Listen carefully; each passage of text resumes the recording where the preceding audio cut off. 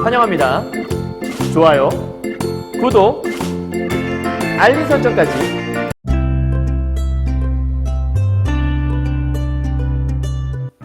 안녕하세요. 경화여고 2학년 학생 여러분 중에서 독서와 문법 완전 정복 A반 학생 여러분 만나서 반갑습니다. 선생님은 세계 최강 국어쌤 조인수 선생님입니다.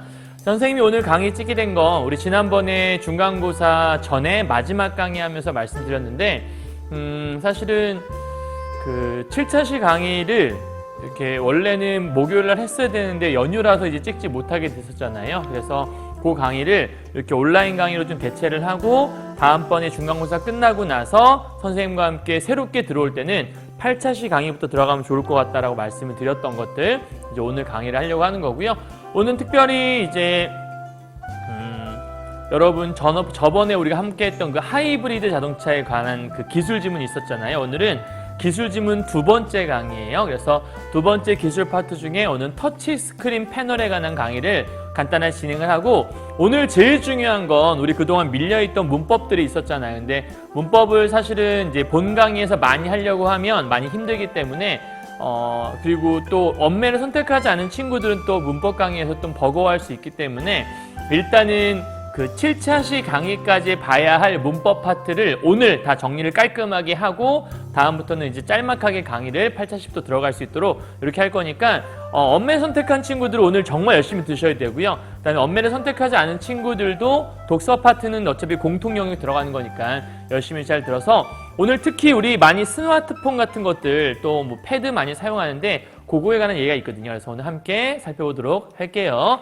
자, 오늘의 글 제목은요. 터치 스크린 패널의 두 방식이라는 제목을 갖고 있는 글이고요.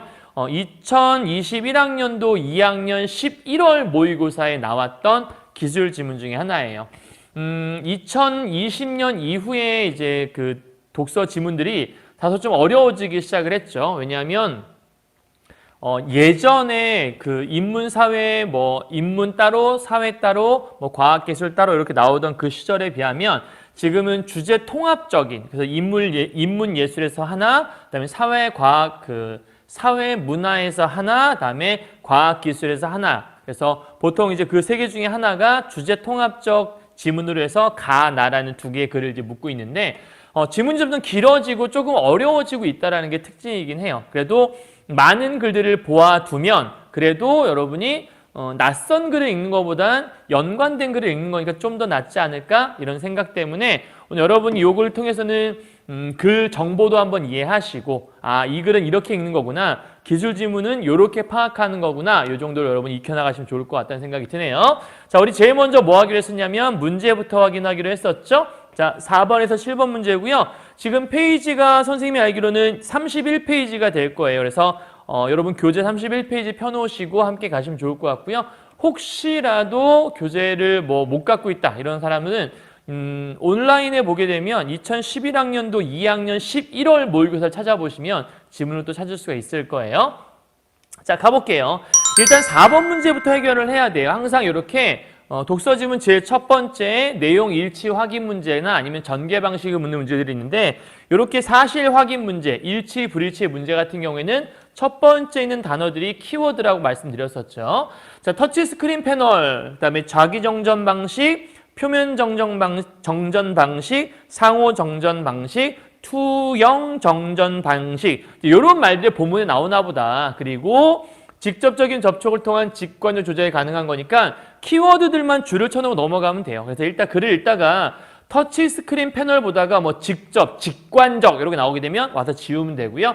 두 번째는 행과열의 교차점의 터치 지점이니까 뭔가 교차점이란 말 나오면 와서 지우면 돼요. 그다음 세 번째는 전도성이 없는 투명 필름이니까 투명 필름이란 말 좀 이렇게 기억하기 쉽잖아요. 그다음 네 번째는 행과열의 정보가 터치 컨트롤러에서 이미지 처리라든지 아니면 터치 컨트롤러 이런 단어들 보면 찾으면 될 것 같고, 다섯 번째가 구조가 복잡하지만 정교한 좌표인식이니까 뭔가 정교하다 이런 말 나오면 체크하면 될 것 같아요. 자, 그 외에 5번 문제는 기억에서 디귿인데 이건 기억 디귿 읽으면서 문제 풀어야 될 것 같고요. 그 다음에 6번 문제는 보기 문제니까 나중에 풀어야 될 것 같고, 7번에 A에 대한 것들은 당연히 A 읽고 나서 문제 풀어야겠죠. 이해했죠? 자, 어떻게 문제를 풀어야 될지 일단은 정리를 하시고 그 다음에 함께 가보시면 좋을 것 같아요. 자, 오늘의 글의 핵심 포인트가 있는데요. 조금 삐뚤어졌네요. 이렇게 와야 되나요? 오늘 글을 읽을 때 적어도 여러분이 이 문제를 풀었다면 그리고 이 글을 읽었다면 요런 건 내가 말할 수 있어야겠구나라고 포인트 잡아야 된다 얘기했었죠. 항상 선생님 강의는 여러분이 글을 읽었다는 전제하에 강의를 하는 거기 때문에 항상 여러분 먼저 글을 읽고 문제를 풀고 오셔야 되는 거죠. 지금 아마 이 시점, 이 강의를 듣고 있는 시점은 중간고사를 잘 마치고 독서 시험도 잘 마치고 주말을 이용해서 이 강의를 아마 듣고 있을 거라 생각해요. 그러니까 주말 동안에 이 강의 듣기 전에 잠깐 스탑 해놓고 문제를 먼저 풀어보시고 31페이지에 있는 기술 지문 하나 풀어보고 그 다음에 이걸 보시면 이렇게 네 가지를 말할 수 있어야 됩니다. 자, 터치 스크린 패널의 개념에 대해 설명할 수 있어야 하고요. 정전 용량 방식의 두 종류는 무엇이 있는지, 그다음 표면 정정 방식의 개념과 장단점, 자기 정전 방식과 상호 정전 방식의 특징이 무엇이 있는지를 글을 보면 설명할 수 있으면 오케이, 끝이라고 보시면 되는 겁니다. 이해하셨죠? 자, 어려운 개념은 아니었으니까 이제 본문 보면서 정리해 보도록 할게요. 자, 기술 지문이든 뭐가 됐든 간에 오른쪽에 정리를 해가면서 늘 보라 말씀드렸으니까 일단 1차적으로 단락번호 붙이시고요. 자, 터치 스크린 패널은 스크린의 특정 지점을 접촉하면 그 위치를 파악할 수 있는데 해당 위치에 설정된 기능을 직관적으로 조작할 수 있도록 우리 아까 직관이란 말이 있었는데 앞쪽에 어디 썼냐면 1번 문제에서 터치 스크린 패널은 직접적인 접촉, 직관적 조작이 가능하다. 근데 방금 뭐라고 했냐면 여기서 직접 접촉해서 직관 조작. 그럼 맞는 거네. 그러면 4번에 1번은 뭐 할 수 있어요? 지우고 시작할 수 있어요. 그죠? 그러니까 여러분이 4번에 1번은 체크, 지우면 될 것 같아요. 잠깐 체크만 더 하도록 하죠. 자, 오늘의 키워드가 뭔가 봤더니 제일 중요한 말이 터치 스크린이라고 하는 것들에 대해서 이해하고 싶은가 보다. 정확히 말하면 터치 스크린 패널이에요. 자, 여기에서 중요한 포인트는 여기에서 가도록 할게요. 특정 지점을 직접 접촉을 했을 때 요거죠. 그러니까 우리가 터치 스크린 같은 거 있을 때 이렇게 해서 직접 딱 접촉, 요거 얘기하는 거죠. 자, 접촉했을 때 그 위치를 파악해야 되는 거잖아요. 예를 들면 이런 거죠. 내가 여기를 터치했는데 작동이 여기서 된다든가 그럼 이상한 거잖아. 터치는 내가 누른 부분이 정확하게 작동이 돼야 되는 거니까. 그래서 특정 지점을 직접 접촉해서 이 결과 그 위치를 파악을 하고 그 결과 요것들을 직관적으로 뭐 할 수 있는 것? 직관적으로 조작할 수 있는 것들. 그죠? 그러니까 정확하게 눌러서 거기를 딱 눈에 보이도록. 직관이라고 하는 건 눈에 딱 보이도록 한다는 얘기니까. 그래서 터치 스크린이란 직접 접촉해서 그 위치를 파악한 후에 직관적으로 조작하는 걸 우리는 터치 스크린이라고, 터치 스크린 패널이라고 하는구나. 그런데 이 패널 중에서 그 수많은 것들 중에 있나 보죠. 그 중에 정전 용량 방식의 패널이라는 게 있는데 이것은 전기가 통하는 전도성 물체를 스크린에 접촉했을 때 발생하는 정전 용량의 변화를 측정해서 그러면 전도성 물체를 스크린에 접촉했다. 전도성이라고 하는 거는 전기가 통한다 뭐 이런 뜻 아니겠어요? 자, 요거를 스크린에 접촉을 해요. 그러면 그 결과 어떻게 돼요? 발생하는 정전 용량이라는 게 변화를 일으킨다라는 거죠. 그러니까 기본적으로 정전 용량이 있을 텐데 이걸 딱 터치하는 순간 뭔가 변화가 일어난다. 그걸 측정해서 그 결과 접촉된 위치를 파악하는 거구나. 그러면 이 터치 스크린 패널 중에서 요 패널 중에서 특별히 하나를 가져왔는데 그게 뭔가 봤더니 정전 용량 방식이라는 것들을 이용한 요 방식 패널이 존재한다.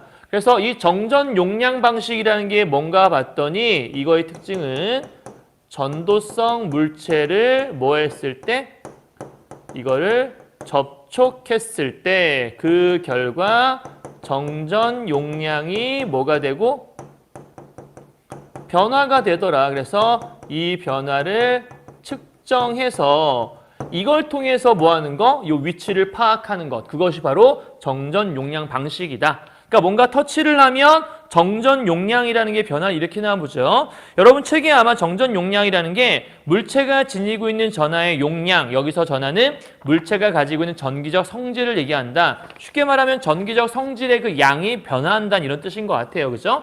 자, 그래서 밑에 터치스크린 패널에 사용되는 정전 용량 방식에는 일반적으로 두 가지가 있나 봐요. 하나는 표면 정전, 또 하나는 투영 정전. 그러면 이제부터 정전 용량 방식이라는 게 두 가지가 있는 거니까 하나, 그 다음에 두 개 이렇게 쪼개서 하나씩 보면 되겠네요. 자, 첫 번째 뭐 있나 봤더니 표면 정전 방식이라는 게 있다는 거고, 두 번째는 일로 좀 더 갈게요. 투영 정전이라는 게 있다고 했으니까 요렇게 우리가 필기를 해가야겠구나. 그러니까 여러분 항상 정리할 때에도 어떻게 필기할지를 여러분이 도식화하면서 문제를 보셔야 돼요. 요게 있다라고 얘기했으니까 그럼 1문단의 주제는 터치스크린 패널이란 무엇인지 정의를 내리고 정전 용량 방식이라는 게 또 뭔지 그거의 특징을 설명해주고 있네요. 그러니까 어렵지 않았어요. 그죠?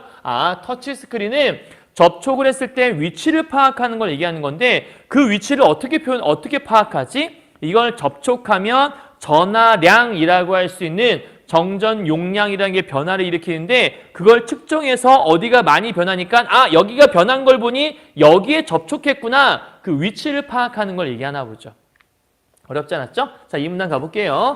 자, 그중에 첫 번째 기억, 표면 정전 방식이라고 했으니까 여기는 얘가 기억이구나. 우리 이따가 기억, 니은, 디귿 문제 풀 거니까 정리 잘해야겠네요. 자, 정전 전화 방식이라는 게 뭔가 봤더니 표면 정전 방식. 내 모서리에 있는 각각의 감지 회로가 동시에 그러면 네 개의 모서리에 있는 각각의 감지 회로니까 표면 정전 방식은 일단은 네 개의 감지 회로가 존재하겠다. 그죠? 네 개의 감지 회로가 있는 거고 이게 동시에 정전 용량 변화를 감지해서 이 감지 회로가 동시에 감지해서 접촉 위치를 파악하는 것. 아까 얘기했잖아요. 이 정전 용량 방식이라는 건 접촉했을 때 용량이 변하는 걸 통해서 어디 있는지 위치 파악하는 거. 근데 그 접촉했을 때 뭐가 작용하냐면 네 개의 감지 회로가 한 방에 뭘 하냐면 정전 용량 변화를 감지해 주는구나. 여기까지 여러분이 이해할 수 있겠죠. 그죠? 자, 그럴 때 표면 정전 방식에서는 패널의 표면에 접힌 전도성 투명 필름이 전도성 물체에 그럼 얘들아 전도성 투명 필름이라는 게 있나 봐요. 자, 요게 특징이 뭐냐면 전도성 투명 필름이라는 게 이 안에 크게 작용을 하나 본데 이 전도성 투명 필름이라는 것이 전도성 물체의 물체의 전하량과 패널의 전하량의 차이에 의해 전압이 변화하고 말 되게 어렵게 되어 있다. 그죠? 그러니까 지금 보니까 물체의 전하량이 있고 패널의 전하량이 있는데 그 차이에 의해서 전압이 변화한다라는 거죠. 정리하면 이 방식에서는 전도성 투명 필름이라는 것이 있는데 이 투명 필름이 그 전도성 물체의 그 전하량과 그 다음에 패널의 전하량의 차이에 의해서 전압의 변화를 하게 되고 이로 인해 형성된 전기장이 정전 용량을 변화시키게 되더라. 결국은 우리가 변화에 대한 것들을 감지해서 위치를 감지하는 거니까 여기 있는 키워드만 좀 써보죠. 일단 전도성 투명 필름이라는 게 하나의 키워드고요. 그 다음에 전하량의 차이가 생겨서 이 전하량 차이에 의해서 전압이 변화를 일으킨다고 돼 있고요. 그죠? 과학 시간이 아니니까 나온 정보 그대로만 파악하도록 하죠. 전도성 투명 필름이라는 것이 표면 정전 방식에 이용되는구나. 두 번째는 물체의 전하량과 패널의 전하량의 차이에 의해서 전압 자체가 변화를 일으키는구나. 이로 인해서 형성된 자기장이 그러면 전하량 차이에 의해서 전압이 변화되고 이 전압 변화에 따라서 형성된 자기장이 형성이 되는데 이 형성된 자기장이 뭐 하나 봤더니 용량, 즉 정전 용량을 변화시킨다. 이렇게 지금 얘기를 해주고 있어요. 자, 내 모서리에 있는 감지 회로는 아까 이것도 감지 회로 정전 용량의 변화된 정도를 측정해서 물체가 접촉된 위치를 파악하는 것이다. 그러니까 지금 계속해서 똑같은 얘기하고 있는 건데 이 네 개의 회로가 정전 용량 변화를 감지하는데 그 용량 변화가 왜 나타나나 봤더니 전도성 투명 필름이라는 것으로 인해서 전하량의 차이에 의해 전압이 변화가 되고 그 전압 변화가 되면 자기장이 형성되는데 그 형성된 자기장으로 인해 용량이 변화하게 되면서 그 용량 변화를 감지하고 거기에 용량이 변했어? 아, 거길 터치했구나 라고 위치를 파악한다는 것 같아요. 자, 이 문단 넘어가보죠. 계속해서. 표면 정전 방식은 투영 정전 방식에 비해 그러면 투영은 이쪽이었잖아. 얘에 비해서 구조가 단순하다. 또 하나의 특징이요. 얘의 특징은 구조가 단순하다. 그럼 얘는 구조가 복잡한가 보네요. 자, 단가가 낮다. 그럼 얘는 구조는 단순하고 단가가 낮다. 그럼 좀 싸단 얘기예요. 그죠? 좀 싸. 그래서 장점이다. 아하, 지금 여기는 구조도 단순해. 단가고 낮아. 구조가 단순하면 만들기도 쉬울 거 아니에요? 이러한 장점도 있는데 그런데 밑에 보니까 하지만 반대네요. 접촉된 위치를 대략적으로만 파악할 수 있어. 그러니까 정확하게 어디 탁 터치했는지가 안 되나 봐. 우리 가끔 왜 터치 스크린 봤을 때 이렇게 터치했는데 옆에가 막 터치되고 이런 경우도 있을 수 있잖아요. 그런 거 생각하는 것 같아요. 자, 정확도가 낮고 한 번에 하나의 접촉만 인식할 수 있다. 자, 두 번째 얘는 정확도는 조금 떨어지나 봐요. 정확도가 떨어지고 그다음에 얘는 한 번에 하나의 접촉만 인식할 수 있다. 그래서 여러 지점을 접촉했을 때는 인식이 불가능하다. 그러면 한 번에 하나의 접촉만 인식하기 때문에 예를 들어서 여기랑 여기 두 개 동시에 딱 터치하면 어디를 터치했는지를 확인할 수가 없다. 뭐 이런 얘기하는 것 같아요. 자, 이런 단점이 있다는 것까지 얘기했네요. 그러면 지금 이 문단은 표면 정전에 대한 설명한 거니까 정리하면 표면 정전 방식의 개념과 특징 그리고 장점과 단점 써 있었으니까 이렇게 정리하면 어렵지 않겠네요. 여기까지 됐나요? 자, 여기까지가 기억에 관한 얘기였어요. 그럼 이제 니은 얘기하겠죠? 3문단 갑시다. 투영 정전 방식. 자, 여기 니은 얘기하네요. 자, 얘는요. 접촉을 감지할 수 있는 센서를 패널의 일정한 구역마다 배치를 한다. 그러면 얘는 4개의 감지 회로가 작용을 하는 거였는데 얘는 접촉을 감지할 수 있는 이제 센서를 패널의 일정한 구역마다 그러니까 구역마다 배치하는 거니까 되게 많은 센서를 배치해야겠네. 그럼 얘는 일단 기본적으로 센서가 많이 필요하다. 이걸 여러분 체크할 수 있어야 될 것 같아요. 그리고 사실은 여러분 잘 체크해야 되는 게 뭐냐면 일단 여기서 이 4개의 감지 회로라고 썼지만 아까 제일 처음 시작점에 센서의 전도성 물체를 접촉한다고 했거든요. 그러니까 얘도 센서를 이용하긴 하는 거예요. 그러니까 센서가 없는 건 아니에요. 자, 그런데 활용한 방식으로 자기정전 방식과 상호정전, 2개 나눌 수 있나 봐. 그럼 얘는 투영 정전 방식은 다시 2개로 쪼개서 생각을 해야 되나 봐요. 그럼 첫 번째가 보니까 자기정전이라는 게 있고 두 번째는 상호정전이라는 게 있나 보다. 그럼 2개 나눠서 우리가 생각을 정리를 해봐야겠네요. 자, 자기정전이란 무엇이냐 봤더니 패널에 전도성 물체가 접촉되면 물체의 전하량과 패널의 전하량의 차이에 의해 전압이 아까 썼던 거 똑같은데? 얘도 아까 전하량의 차이 때문에 전압이 변화하는 거였잖아. 그럼 이 자기정전이라고 하는 얘도 마찬가지로 전하량의 차이가 생기게 되면 이것 때문에 전압이 변화하게 된다. 그러면 요 부분은 여기 있는 표면 정전과 좀 비슷한 점이 있어요. 그죠? 참고로 지금 얘가 니은이고 얘가 디귿인 것 같아요. 자, 전압 변화되고 이때 형성된 전기장에 의해 증가하는 정전 용량 똑같잖아. 이 전압 변화했어? 아까 전압 변화하면 형성된 자기장 때문에 용량 변화해요? 되게 비슷하다. 그래서 그 원리가 표면 정전 방식과 유사하다 써 있는 거야. 대놓고 써 있네. 표면 정전과 좀 유사하다. 근데 유사하다는 얘기는 똑같은 게 아니잖아. 뭔가 다른 점도 있겠죠. 하지만 자기정전 방식은 표면 정전 방식과 달리잖아요. 하나의 층에 넘어가요. 여러 개의 행과 열의 형태로 배치된 각각의 센서들을 활용한다라고 되어 있어요. 그러면 아까 쟤는 한 번에 하나의 접촉만 인식하였는데 얘는 하나의 층에, 그러니까 층은 하나야. 한 개 층에 여러 개의 행과 열의 형태로, 그럼 여기서는 중요한 특징이 여기까지는 뭐 똑같은 거였는데 하나의 층이 있는데 그 하나의 층에 여러 행 플러스 열이라는 게 존재할 수 있고, 이 센서가 특정 지점의 접촉을 인식하면 센서의 각 행과 열의 끝에 배치된 감지 회로가, 그러면 여기는 여러 행과 열 끝에 수많은 뭐가 있냐면 감지 회로가 존재하는 것 같아요. 그죠?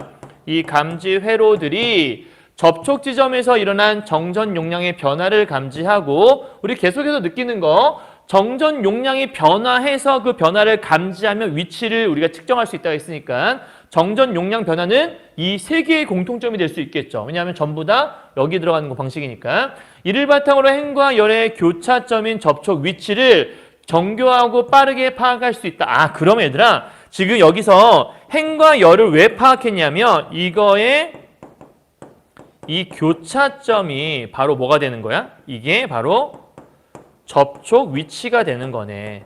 그쵸? 그러니까 왜 행과 열을 찾나 했더니 행과 열이 만나는 그 지점이 이제 사람이 터치하고 접촉한 부분이다라고 설명을 하고 있는 거예요.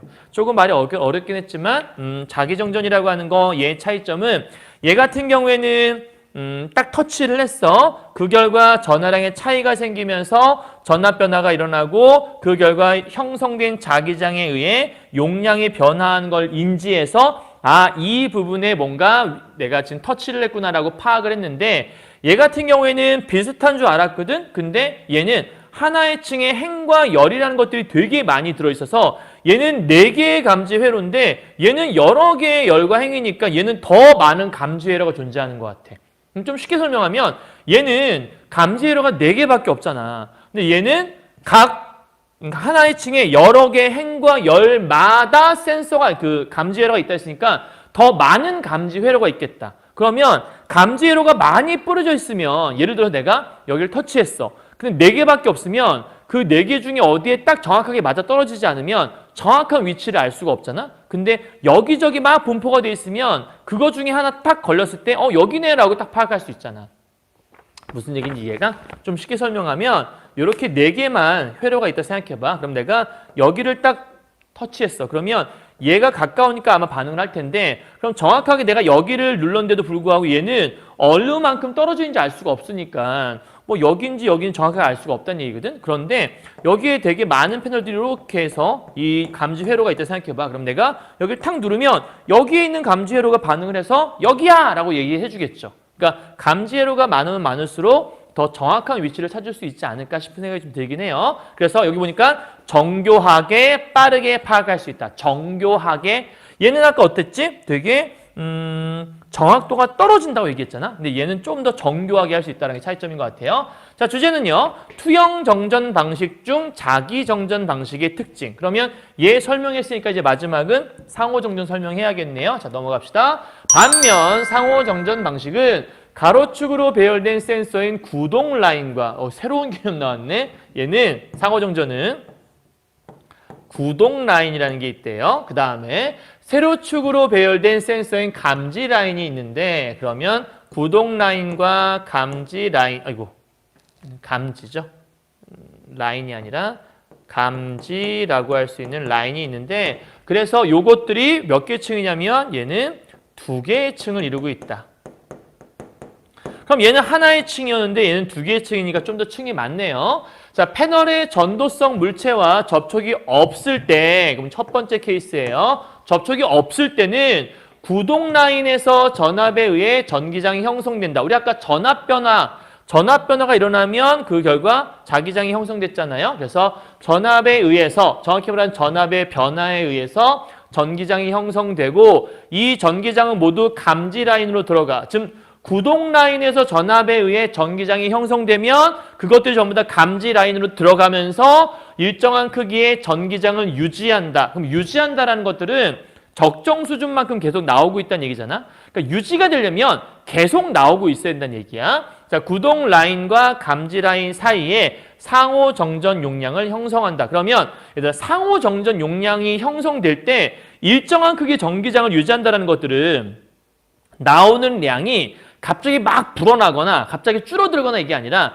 비슷하게 계속 나오고 있다는 얘기야. 그치? 그러니까 일정량을 유지해서 계속 나오고 있다는 뜻이겠죠? 자, 그러면 이 상호정전 얘기할 때 첫 번째 케이스는 접촉이 없을 때 하나의 사례를 보여주는 건데, 접촉이 없을 때는 제일 중요한 게 일정한 크기의 전기장을 유지한다. 요게 하나의 포인트인 것 같아요. 그죠? 그러니까 일정한 크기의 전기장을 유지할 수 있게 해준다. 그게 바로 상호 정전 용량 형성한 것 같아.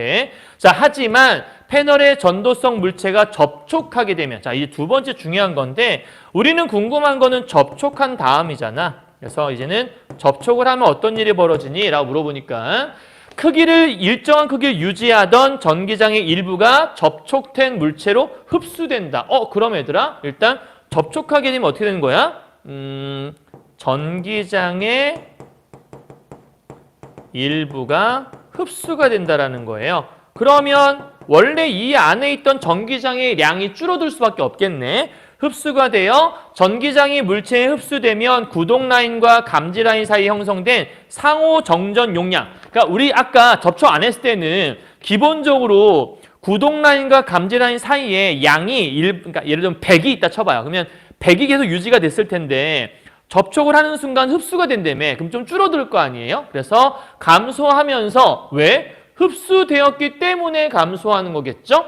전기장의 크기 역시 줄어든다. 그러면 흡수가 되었기 때문에 당연히 줄어들 수밖에 없는 건 뭐 당연한 이치라고 볼 수 있을 것 같아요. 자, 그 결과 접촉이 정확하게 일어날수록 해당 지점의 전기장이 더 많이 주게 된다. 그러면 지금 접촉을 하면 봐봐, 쉽게 되면 이거 같아.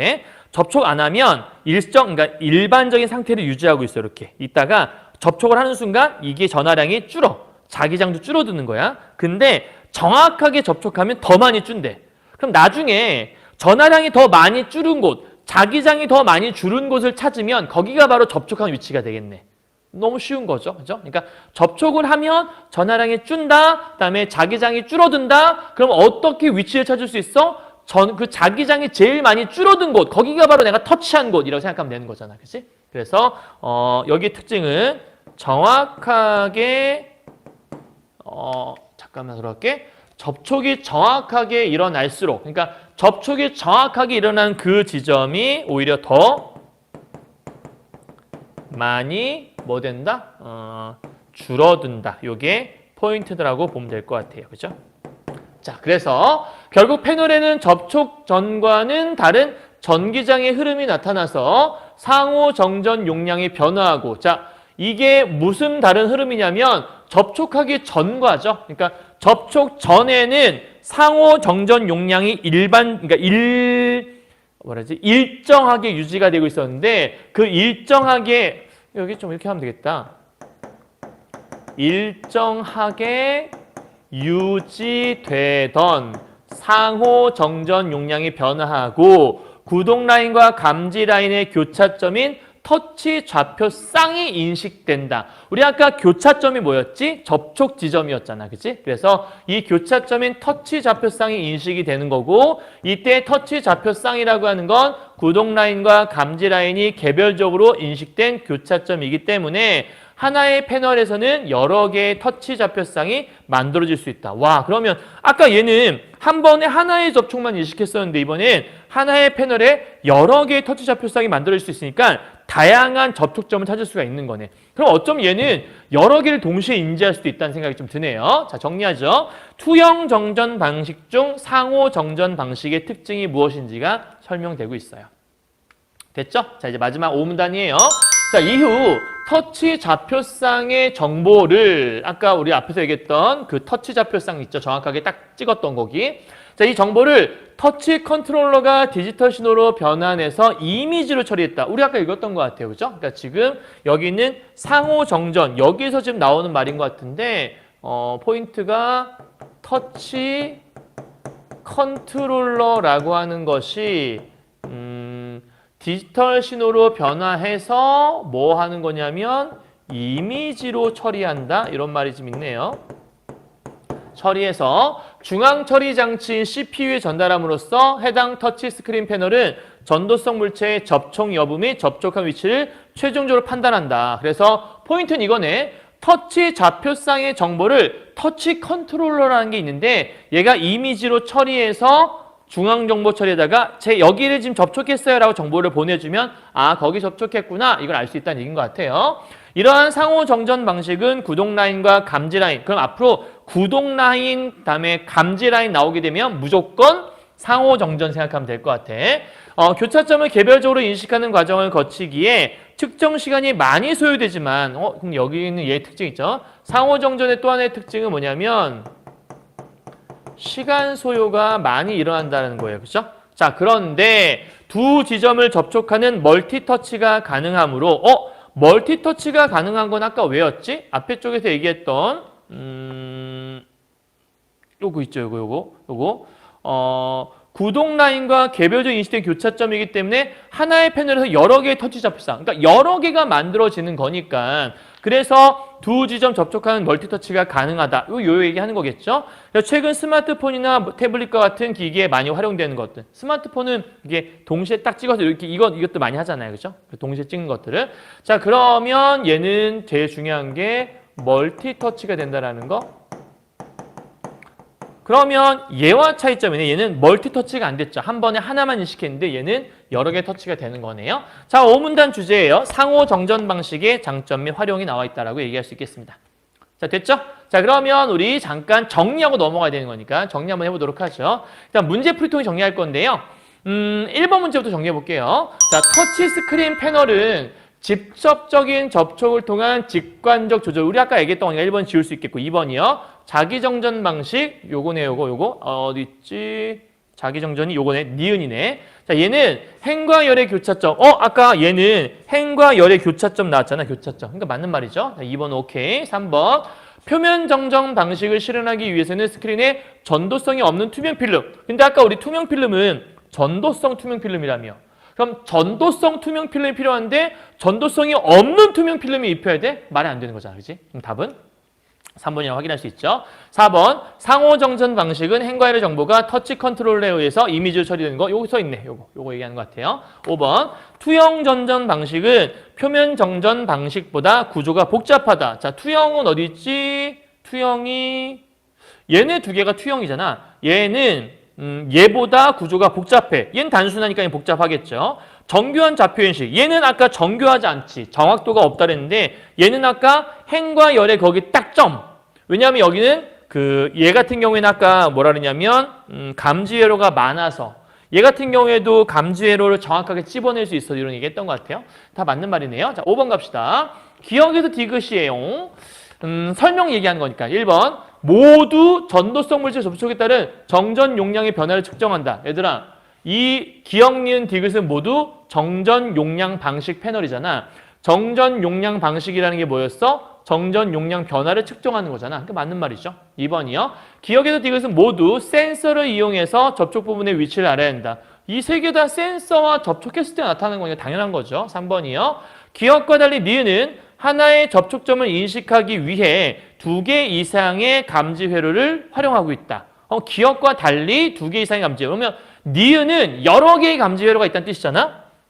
니은이 얘잖아. 여러 개의 감지 회로. 오케이. 수많은 감지 회로. 그죠? 근데 기억과 달리면 기억은 2개 이상이라 했으니까 기억은 2개 이상 있으면 안 된다는 얘기네. 근데 우리 아까 기억 뭐라 그랬냐면 감지 회로가 4개라고 했잖아. 그럼 기억과 달리라는 말이 통하지 않네. 그죠? 틀렸네요. 그죠? 답은 3번이라고 할 수 있죠. 4번 니은과 달리 디귿은 센서층이 2개의 층. 디귿은 얘는 센서가 2개의 층, 얘는 하나의 층. 5번 디귿과 달리 니은은 접촉 부분에서 증가하는 정전 용량을 감지한다.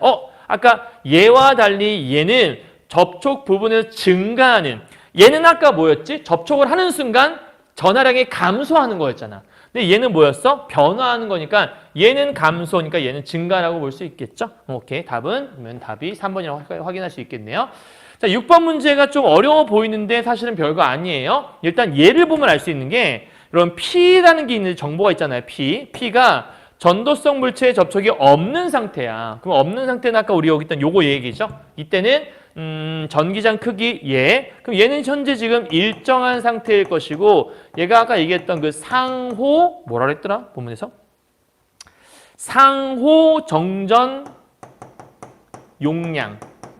그러니까 일정 수준의 상호 정전 용량을 유지하고 있는 게 바로 P라는 걸 알 수 있죠. 왜냐하면 얘는 현재 접촉이 없는 상태인 거니까. 그러니까 이 부분이 현재 접촉이 없는 상태다. 이렇게 생각하면 될 것 같아요. 어렵지 않아요. 자, 1번입니다. A에서 접촉된 물체가 지금 얘들아 자료 1과 2를 보니까 감지와 구동 라인이 있어. 그러면 이 자료에 따르면 이 세 개 중에 상호 정전이라는 걸 알 수 있어. 왜? 감지 라인과 구동 라인의 행과 열의 결합은 얘라는 걸 알 수 있었으니까. 자, 근데 A에 접촉된 물체가 흡수한 전기장의 크기는 B에서 접촉된 물체가 흡수한 전기장의 크기보다 흡수라고 하는 게 아까 여기 있던 거잖아? 접촉했을 때 흡수한다고? 그러면 A에서 접촉된 물체가 흡수한 전기장의 크기가 얘보다 클 거래. 어떻게 알 수 있지? 얘가 지금 더 작잖아. 전기장의 크기가. 왜 작아졌을까? 지금 여기가 접촉하지 않았을 때라면 이 두 가지는 둘 다 접촉했을 때라는 걸 알 수 있는데 접촉 안 했을 때보다 얘는 요만큼만 줄었고 얘는 이만큼이나 줄었잖아. 그럼 더 많이 흡수된 건 당연히 A라고 볼 수 있겠지? 그러니까 A가 흡수한 전기장의 크기가 더 크다라는 말은 맞는 말이 되는 거죠. 2번이요. 전기장의 크기로 보아 B보다 A에서 더 정확한 접촉이 이루어진 것으로 볼 수 있다라고 되어 있죠. 우리 아까 뭐라고 했었냐면 정확한 접촉이 이루어질수록 더 많이 줄어든다고 얘기했었죠. 그죠? 그렇다면 더 많이 줄어든 곳이 아마도 더 정확한 접촉일 거야. 얘가 더 많이 줄었잖아. 그러니까 아마 A가 좀 더 정확한 접촉을 했겠구나라고. 그럼 A에서 더 정확한 접촉? 오케이라고 볼 수 있겠네요. 3번이요.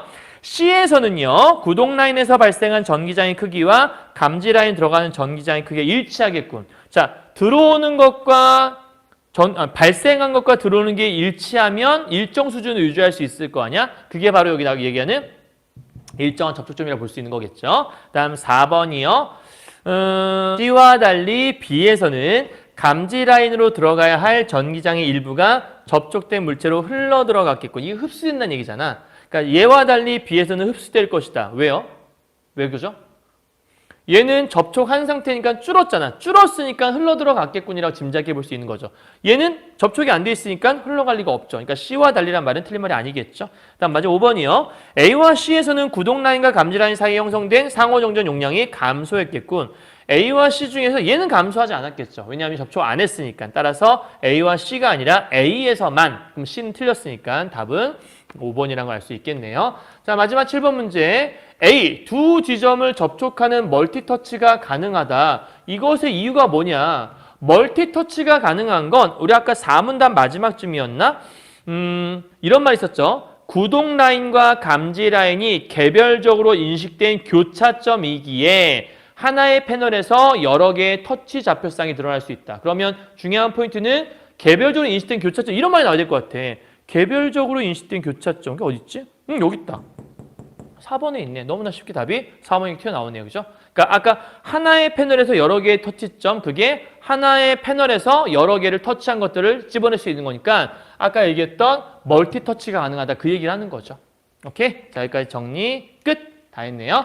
자, 우선 그 다음 이번에 이제 문법 파트 정리할 건데요. 문법 파트가 여러분 조금 어려울 수 있어요. 왜냐하면 문법을 공부 안 한 친구들은 조금 어려울 수 있거든요. 그래서 조금 전까지 여기까지 들은 사람들은 이제 엄매를 공부하지 않는 친구들은 여기까지만 들어도 되는데 사실 여러분이 내년에 수능 볼 때 진짜 엄매를 볼지 안 볼지는 나중에 결정되거든요. 지금은 안 볼 것 같지만 나중에 바뀌는 경우도 생겨서 그래서 일단은 이제 이번 수업이 독서와 문법 수업이니까 일단 들어보세요. 들어보시고 할만한지 그리고 사실 공부만 하면 맞출 수 있는 가장 좋은 영역 중에 하나가 문법이기 때문에 한번 도전해 보시면 좋을 것 같아요. 자, 일단 페이지가 112페이지가 될 거예요. 필수 문법 4파트가 될 거고요. 우리 지난번에 3까지 했기 때문에 4, 5, 6, 7 이렇게 4개의 파트를 간단히 정리해 보도록 하겠습니다. 자, 7번 문제입니다. 보기에 기억에서 디귿인데요. 음운 변동에 대해 설명한 거라 나와 있어요. 그래서 사실은 자, 요거 지워도 되겠죠? 네. 흘러내리고 있다. 어떻게? 자, 지워도 되겠죠? 음운 변동에 관한 거는 항상 수능에서 거의 빠지지 않고 나오고 있어서 그리고 모의고사 볼 때마다 음운 변동은 늘 있잖아요. 근데 늘 있는데 그 있는 음운 변동이라는 게 나오는 것들도 늘상 그러니까 늘 거의 정해져 있어요. 그래서 크게 여러분 어렵지가 않거든요. 그래서 함께 보시면서 정리해 보시면 좋을 것 같아요. 음운의 개수가 줄어드는 변동이 기역이다. 다음 니은은 음운의 개수가 늘어나는 거고 디귿은 음운의 개수의 변화가 없는 것을 얘기한다. 그러니까 변화가 없는 걸 우리가 교체라고 할 거고요. 그다음에 줄어드는 거니까 뭐 탈락하거나. 그러니까 음운 변동이 네 가지가 있는데 하나가 교체, 그다음에 첨가, 그다음에 축약, 그다음에 탈락. 요 네 가지가 음운 변동의 큰 네 가지 틀이에요. 자, 그러면 이 중에서 교체는 당연히 변화가 없는 것. 그냥 바뀌기만 했으니까. 근데 첨가라고 하는 건 더해졌을 거니까 플러스가 되는 것들. 그 다음에 축약이나 탈락은 두 개가 만나 하나로 줄거나 탈락은 두 개가 만나서 하나가 떨어져 나가는 거거든. 그러면 얘는 당연히 마이너스가 되는 거라 볼 수 있겠죠. 그러니까 여기는 축약이나 탈락이 바로 여기 나와 있는 것 중에 줄어드는 기역에 해당하는 거고요. 음운의 개수가 늘어나는 얘는 니은일 거고 교체가 디귿이다. 요거 생각하면 될 것 같아요. 자, 다아서 보도록 하죠. 자, 일단 발음을 했을 때 차이점 얘기하는 건데 닷아서인데 다아서야. 그러면 히읗이 없어졌네. 그치? 히읗이 없어졌으니까 일단은 기본적으로 줄어든 거라 볼 수 있는 거잖아. 히읗이 없어졌으니까. 그러면 줄어든 거니까 어디 있지? 줄어드는 변동 기역이다. 맞네요. 그죠? 기역은 축약이나 탈락인데 그중에 축약에 해당하는 거라고 볼 수 있겠네요. 다음 2번이요. 끝말이야. 자, 요거 두 개 비교해 봤더니 차이점은 여긴 티읕이 있는데 여기는 니은으로 바뀐 거밖에 없네. 참고로 왜 저렇게 됐는지는 여러분 아셔야 되는데요. 끝말이라고 하면 요 티읕은 받침에서 발음할 수 없는 대표 발음이에요.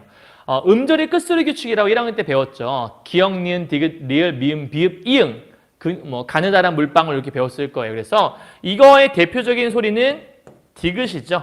끝말이라고 하는데 요 디귿이라는 게 미음을 만나면 비음으로 바뀌게 돼요. 우리가 그걸 길바닥에서 놈을 만나면 어머나 된다라고 우리 알려줬는데 많이 들어봤을 거예요. 받침, 기역, 그다음에 비읍, 디귿이 음절 첫 소리의 니은과 미음을 만나게 되면 나로 바뀌게 된다. 그래서 디귿, 여기는 요 디귿 있죠. 끝소리에 있는 요 디귿이 미음을 만났죠. 그랬을 때 요 디귿이 밑에 있는 요 순서대로 니은으로 바뀌게 되기 때문에 최종 발음이 끝말이 돼요라고 하는 저렇게 되는 거예요. 뭐 두 차례 걸치긴 했지만 어쨌든 계속해서 티읕이 디귿으로 바뀌고 디귿이 니은으로 바뀌었으니까 교체가 된 거잖아요. 근데 여기 보니까 첨가가 일어났다고 되어 있어. 말이 안 되는 거네. 답은 쉽게 2번이라는 걸 알 수 있습니다. 너무 쉽죠? 그러니까 문법이 여러분 생각보다 어렵지 않아요. 근데 공부하기가 좀 귀찮아서 그런 거지. 마차 해놓으면 이런 문제 나왔다 쳐봐요. 그러면 와 이건 정말 눈 감고 한 10초 만에 풀고 끝나는 거야. 그죠? 자, 3번 보죠. 곱다라니라는 말이 있어. 곱다라니. 자, 곱다라니 보니까 어떤 차이점이 있나 봤더니 여기 있는 곱다라니 곱은 똑같고 그다음에 다가 따가 됐어. 자, 요 차이인데 디귿이 있고 쌍디귿이 있어요. 이때 여러분 이제 많이 속으라고 내는 건데 매번 내는 문제야. 디귿 하나인데 여긴 디귿이 두 개니까 선생님 디귿 두 개니까 디귿이 하나 첨가 더해진 거네요? 그게 아니라는 거예요. 더해진 게 아니라 쌍디귿은 한 번에 발음할 수 있는 한 개의 음운이에요. 우리가 띠긋이라고 보통 애들이 발음을 잘못하는 경우가 있어요. 선생님 이거 끼역, 띠긋, 삐읍 이렇게. 근데 그렇게 발음할 수 있다는 것 자체가 하나의 음운이란 뜻이에요. 예를 들면 비읍, 시옷을 한 번에 발음할 수 있어요? 브스 이렇게 발음하나? 그건 아니잖아. 그러니까 한 번에 발음할 수 없는 건 음운이 두 개이기 때문인 건데 이거를 띠긋이라고 얘기할 수 있다는 건 사실 우리가 저를 띠라고 읽기도 하고요. 그죠? 띠긋, 띠. 쌍디귿이죠. 그래서 한 번에 발음할 수 있다는 건 한 개의 음운이라는 뜻이다. 그래서 한 개의 음운이 한 개의 음운으로 바뀐 거지 한 개가 더해진 게 아니기 때문에 교체. 오케이. 그다음에 4번이요. 없는데 보면 알겠지만 비읍, 시옷이 미음이 됐어요. 그죠? 자, 여긴 지금 음운이 두 개가 있는데 여기는 한 개밖에 없잖아요. 그러면 두 개가 하나로 준 거나 마찬가지니까 축약이나 탈락이라고 얘기할 수 있을 텐데 선생님 디귿 얘는 뭐예요? 자, 보세요. 없는이라고 할 때 우리가 비읍, 시읒은 어떻게 발음하죠? 는 발음할 때 얘는 시옷으로 발음하지 않죠. 그러면 당연히 이렇게 발음을 하게 될 거예요. 는 이렇게. 그렇죠? 그러니까 둘 중에 발음 하나밖에 못한다. 그래서 여기에서 일단 탈락, 하나 줄어드는 게 나타나는 거고 그 다음에 비읍이 니은 만났네? 우리 아까 했던 거다. 비읍이 니은을 만났네? 그러면 비읍은 밑에 있는 뭘로 바뀌어? 미음으로 바뀐다. 그래서 엄는이 된 거거든. 그러니까 여기서 최종적으로 이게 엄는이 돼버리면 요 비읍이 미음으로 바뀌는 여기는 교체, 여기는 탈락이니까 기억과 니귿 다 있다라고 얘기할 수 있는 거죠. 오케이? 자, 마지막 5번이요. 들일이라고 되어 있는데 여러분 들일이요. 잘 보세요. 들일인데 갑자기 리을이 뿅 하고 들어가 있잖아요. 그죠? 그러니까 뭐 하나 더 들어왔잖아. 들어갔으니까 선생님 첨가 맞아요. 근데 여기 이제 속으라고 되는 건데 리을이 들어간 건 아니거든요. 우리가 첨가는 딱 하나만 외워두면 돼요. 뭔가가 첨가되는 건 니은 첨가밖에 없어요. 니은 첨가. 그래서 들일이라고 하는 글자는 들릴이라고 해서 이 니은이 먼저 첨가가 돼요. 그리고 리을이 니은 만나잖아요. 그러면 리을이라는 의미 좀 더 세요. 더 세. 이걸 우리가 유음이라고 하는데 리을이 더 세기 때문에 그런 경우는 들릴이라고 이렇게 바뀌기도 해요. 그러면 여기서 여기 갈 때 여기 선생님 이응이 니은 바뀐 건가요? 아니요. 여기는 이응 자리는 비어 있는 거예요. 그냥 이 하나만 있는 거죠. 그 비어 있는 자리에 니은이 들어온 거니까 첨가라고 얘기하는 거고 여기는 니은이 리을로 뭐 한 거? 바뀐 거니까 교체라고 하는 거. 그래서 두 개가 다 있다라고 설명할 수 있는 거예요. 이해했죠? 자, 여기까지가 7번 문제였던 거예요. 다음 8번 문제 갑시다. 자, 기억과 디귿의 예를 모두 올바르게 제시한 것은 무엇입니까? 라고 물어보고 있네요. 여기 보니까 유음이라는 게 나오는데 아까 얘기했던 유음이라고 하는 건 리을 소리를 얘기해요. 리을. 리을은 혀 양쪽 옆으로 공기가 흘러가는 소리예요. 그래서 흐를 유자를 쓰거든요. 근데 유음 뒤에 니은이 오면 유음이 탈락하거나 유음 뒤에 니은이 리을로 바뀐다. 그러니까 리을이 없어질 수도 있지만 오히려 반대로 니은을 리을로 변화시키기도 하더라. 그럼 얘를 발음해봐요, 여러분. 능는이라는 단어가 있어요. 얘가 유음이 탈락한 거냐? 일단 능는, 그렇죠? 능는이야. 자, 리을 기역에서 뒤에 있는 여기 기역 보이세요? 기역? 아니, 니은 보이세요? 그래서 여기 보니까 늑는 요 글자에서 우리가 리을 기역을 보통 우리가 뭘로 발음하냐면 기역으로 발음하거든요. 그러면 얘 첫 번째는 일단 늑는 이렇게 돼요. 이렇게 늑는. 그 다음에 늑는에서 요 기역이라는 게 니은 만났네. 우리 아까 했던 거네. 기역이 니은 만났어? 그럼 기역은 뭘로 만나면 이응으로 바뀌거든. 그래서 능는이 되는 거야. 아, 요거는 비음화구나. 우리가 교체라고 할 수 있는 걸 얘기하는 건데 기역이 이응으로 바뀌었으니까 이거는 아닌 것 같은데 여기 어쨌든 리을이 없어졌네. 아, 그러면 요 리을 기역이 니은 만나서 리을이 뿅하고 사라졌으니까 얘는 오케이 뭐 그럴 수도 있다고 얘기할 수 있지 않을까 싶긴 한데 리을 뒤에 니은이 와서 탈락한 게 아니고 사실 리을 기역 중에서 발음할 수 있는 게 기역 하나밖에 없거든. 그러니까 포인트가 뭐냐면 리을 기역 뒤에 니은이 왔기 때문에 기역만 남았다? 이게 아니라 그냥 리을 기역은 무조건 기역만 남아요. 그러니까 이 뒤에 니은이 아니라 다른 게 와도 어차피 그러니까 쉽게 말해 이런 거 있잖아. 닭이란 글자 어떻게 발음하니? 닭은 닭이라고 발음해. 선생님 왜 리을 빠졌어요? 리을 뒤에 니은 없는데도요? 이건 니은 때문에 빠진 게 아니라 그냥 리을 기역 발음은 리을이 자연스럽게 빠지게 돼 있어. 그러니까 기역에 해당한 사례가 아니라는 거죠. 이미 틀렸어요. 뭐 얘 같은 경우에는 리을 니은인데 니은이 리을로 바뀌었으니까 얘는 맞는 것 같아. 그러니까 얘는 맞지만 쟤는 틀렸어. 그지? 두 번째, 벌레가 운이라고 돼 있는데 여러분 잘 봐야 돼요. 이제 여기서 속으면 안 되는데 요게 원형을 찾아야 돼. 원형. 이게 무슨 말이냐면 운이는 어느 말에서 시작됐지? 우리가 보통 울다라고 하잖아. 그러면 얘는 원래 울 플러스 니 이렇게 얘기해야 돼요. 그러니까 울 플러스 니인데 여기에서 이 리을이 니은 만나니까 리을이 뿅 하고 사라졌다. 이런 얘기 든 거거든. 그러니까 얘는 리을이 니은 만나서 탈락한 사례니까 얘는 맞다라고 얘기해야 되는 거야. 그러니까 여기에 숨겨져 있는 거죠. 숨겨진 비밀인 거죠. 자, 얘 같은 경우에 보니까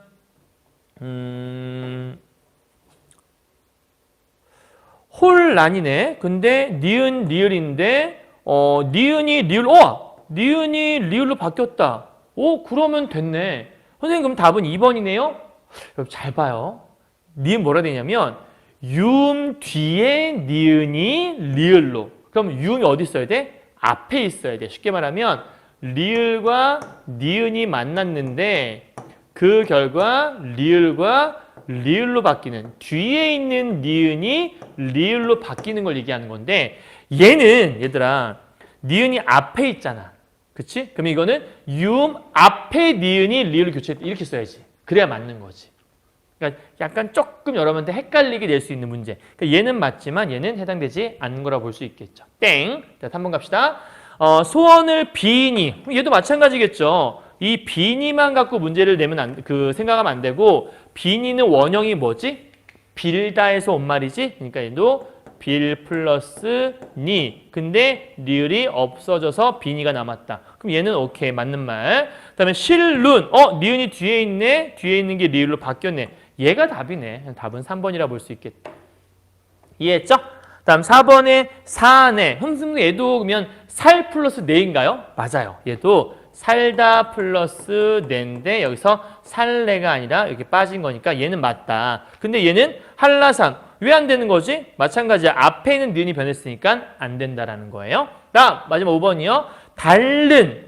선생님 얘는 뭐 안 되는 거죠? 얘는 얘들아 히읗이 오히려 빠지고 리을 하나 남아있고 뒤엔 니은이 바뀐 사례잖아. 얘는 리을 탈락한 게 아니죠. 그러니까 말이 안 되는 거예요.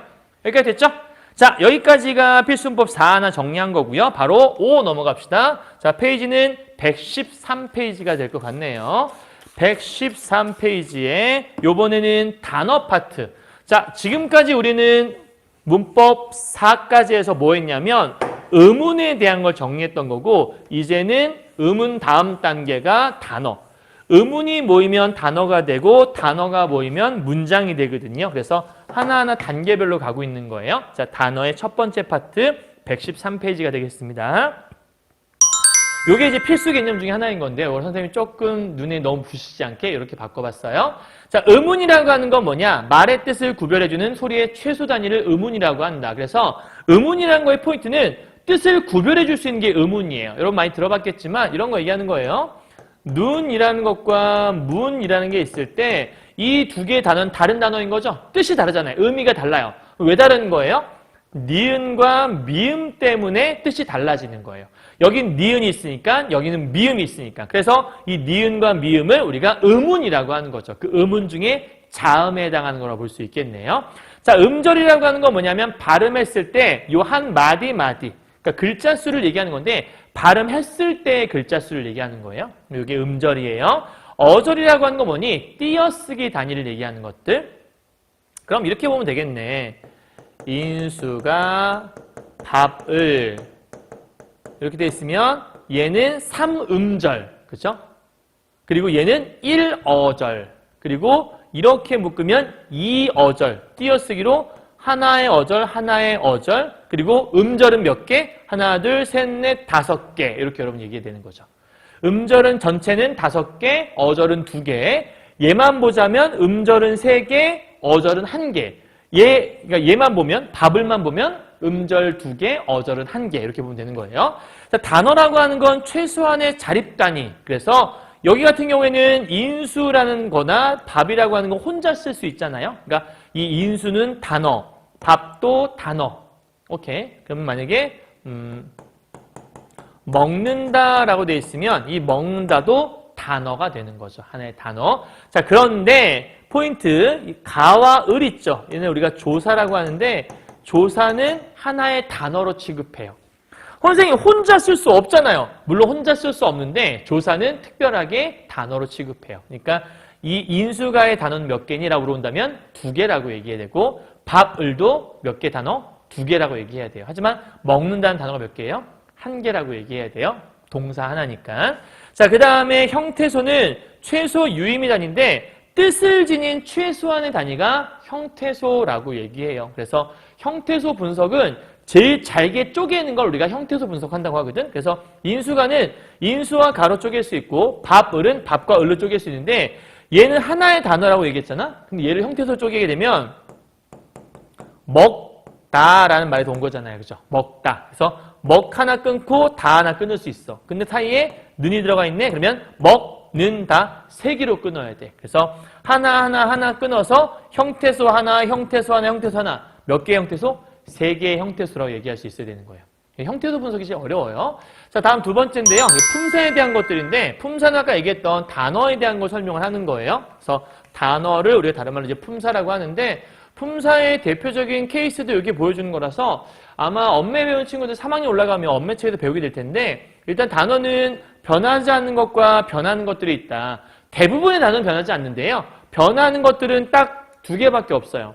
동사와 형용사. 왜냐면 먹다라는 말은 먹다, 먹고, 먹으니, 먹어서 이렇게 끝이 변하잖아요. 그래서 우리가 가변어라고 하는 거고, 유일하게 또 하나 차이점이 있는 건 서술격 조사 이다라고 하는 거 있죠. 원래 조사는 안 변하거든요. 를, 가 안 변하잖아. 근데 이다는 사람이다. 그다음에 이다, 이고, 이니 끝이 변할 수 있어. 그래서 변할 수 있는 단어에는 동사와 형용사밖에 없는데 서술격 조사 이다는 예외적으로 변할 수 있는 가변어에 속한다. 정도만 알아두면 될 것 같아요.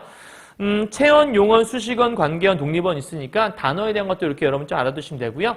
넘어가서 간단하게 좀 구별해보면 명사, 대명사, 수사, 동사, 형용사, 관형사, 부사, 조사, 감탄사 이렇게 총 9개의 구품사라는 게 우리나라에서 어휘 체계에 있는 그 품사의 종류들을 얘기한다. 그거 기억하면 되고요.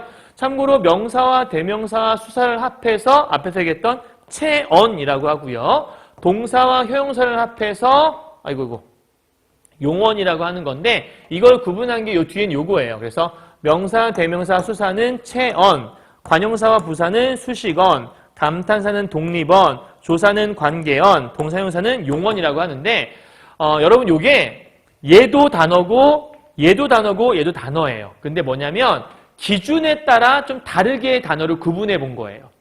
여기는 변하냐 안 변하냐에 따라서 단어를 두 개로 구분할 수 있어. 하나는 불변어, 하나는 가변어. 이해했어? 오케이? 그거를 우리가 이제 그 변하는 용도에 따라서 얘 같은 경우에 문장 속에서 기능을 얘기하는 건데 체언, 몸이 되는 기능이고요. 얘는 수식하는 기능이고 혼자 쓸 수 있는 기능이고 뭔가를 관계성을 나타내 주는 거고 얘는 모양이나 그러니까 성질이나 움직임이나 상태를 나타내는 것들. 그래서 여기는 얘네들은 그걸 좀 더 자세하게 세분화해서 쪼개된 것들. 그래서 우리가 체언이 뭐니? 체언은 품사야. 명사가 뭐야? 명사도 품사야. 그래서 품사라고 하는 것들의 여러 개의 분류 기준에 따라 나눈 것들이다라고 정리하시면 될 것 같아요. 자, 넘어갈게요. 요건 형태소에 관한 건데 형태소는 나중에 나오면 그때 다시 한번 설명할 거니까 그때 보도록 합시다. 자, 넘어갈게요. 1번 문제가 있네. 문제 때문에 설명을 해야겠다. 여러분, 형태소라고 하는 건 크게 일단은 제일 작게 쪼갠 단위를 얘기하는 건데 형태소는 혼자 쓰일 수 있는 게 있고 혼자 못 쓰이는 게 있어요. 혼자 쓰일 수 있는 건 자립 형태소라고 하고 혼자 쓸 수 없는 건 의존한다 그래서 의존 형태소인 거예요. 그래서 자립 형태소의 대표적인 사례로는 명사 같은 건 다 자립이겠죠. 책상, 개, 고양이 이런 것들. 의존은 조사 이런 것들이 혼자 쓸 수 없으니까 그런 것들은 의존 형태소라고 얘기인데 의존 형태소의 대표적인 것들은 조사도 있고 어미도 있어요. 그리고 또 하나가 먹다라는 단어에서 먹이라는 거 있죠. 먹도 우리가 혼자 쓰진 않죠. 그러니까 자립은 아니겠죠. 예를 들면 나 오늘 밥 먹 이렇게 하지 않잖아. 그렇죠? 그러니까 밥은 자립이지만 먹은 의존이다. 또 하나의 구분 요소는 실질적인 의미가 있냐 없냐인데 실질적인 의미가 있으면 실질 형태소, 없는 건 형식 형태소라고 얘기해요. 형식 형태소는 딱 3개만 외워두면 돼요. 형식 형태소에는 조사와 어미와 접사가 있다. 3개를 외워요. 조사, 어미, 접사는 형식 형태소다. 자, 그래서 쪼개줄게요, 이제. 자, 요걸 갖고 이거 쪼갤 건데, 어떻게 하는 거냐면, 제일 잘게 쪼개. 그러면, 일단 이렇게 해서 하나 끊고, 고양이는 더 이상 쪼갤 수 없잖아? 한 덩어리를 더 이상 쪼갤 수 없죠? 자, 물었다의 원형은 물다죠. 물다, 물고, 물으니. 그러니까, 물에서 하나 끊을 수 있고, 물다였으니까 다도 끊을 수 있을 것 같아. 그러면, 하나, 둘, 셋, 넷, 다섯, 여섯, 7개를 쪼갤 수 있는 게 형태소로 쪼갠 거다. 그 중에서, 자립 형태소가 뭐냐라고 물어보면 이 개는 자립 형태소죠. 자립. 고양이도 자립이겠죠. 그 다음에 물 혼자 쓸 수 다 없네. 그럼 자립은 딱 2개밖에 없다. 개, 고양이 혼자 쓸 수 있는 단어들. 그럼 나머지는 전부 다 뭐야? 싹 다 의존, 얘도 의존, 의존, 의존, 의존 형태소인 거야. 이게 자립성 유무에 따라 나눈 거예요. 자, 실질적인 의미가 있는 거 찾아보죠. 개는 실질 의미가 있죠? 그러니까 실질 형태소. 고양이도 실질적 의미가 있죠? 실질 형태소. 그리고 여러분 제일 중요한 건데 이 물이라고 하는 거 있죠?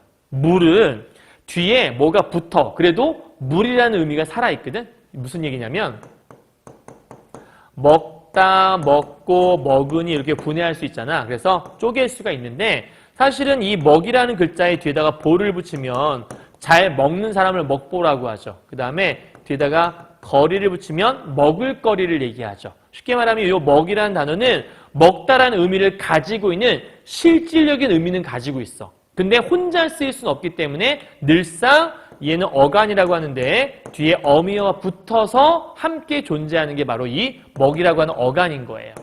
자, 그러면 여기 있는 물은 실질적 의미가 있다 없다?